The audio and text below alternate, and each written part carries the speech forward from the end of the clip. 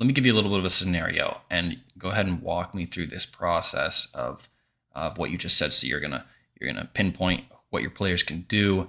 You're going to then come up with monsters that fit within said setting, we'll say, and then we'll see how you fill in the blank. So let's say your players are tasked with retrieving this legendary magic item that can let's say slay a dragon in a few blows. Okay, it's hidden up in the temples of snow-capped mountains, guarded and worshipped by these cult monks, perhaps. How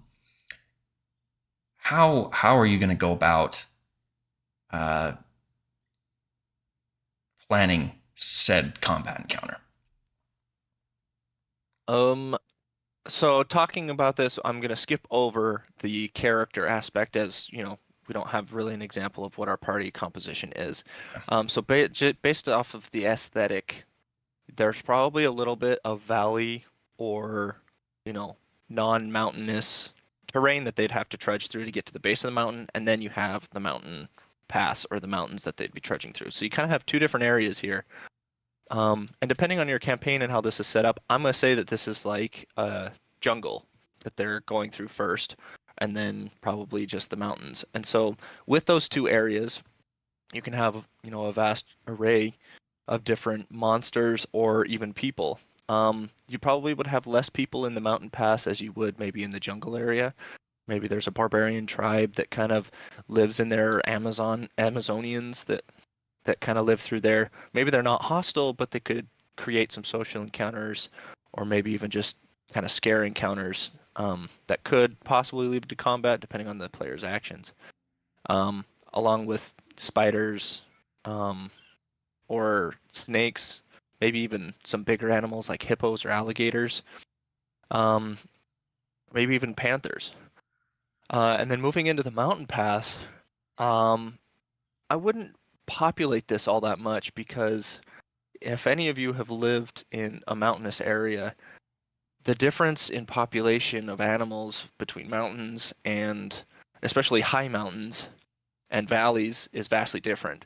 There's a lot less of them, they're spread out more, and so I wouldn't make this super populated, but things like wolves, maybe a yeti, maybe even the monks themselves, maybe they have some sort of like spectral power that allows them to kind of mess with people within, kind of like legendary actions with some legendary monsters that they can apparate, visions and mess with the minds of people that are approaching as kind of a defensive measure of their monastery.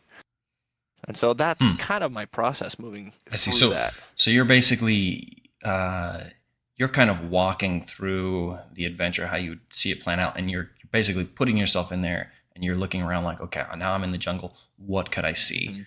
Right. So I love that. So and that's something I think that I definitely do is given whatever setting I'm in, that can narrow our options down greatly. Right. Like you're not gonna have I mean, you can cross off all the underwater stuff, right? You can cross off all the desert stuff, and kind of leave that stuff out of said adventure, each individual combat encounter through this whole entire adventure, right? Um, okay, yeah, Yeah, and I I know like that that. Yeah.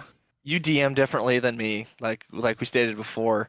So similarly, how do you go about prepping your campaigns, and how would this scenario of really like affect the way that you put things in and change things up?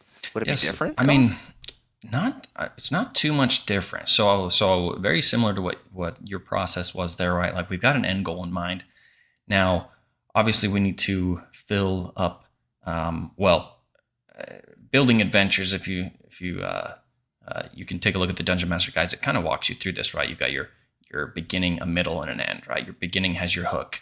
So I come up with some way to. I mean, we got to get the players out there somehow, right?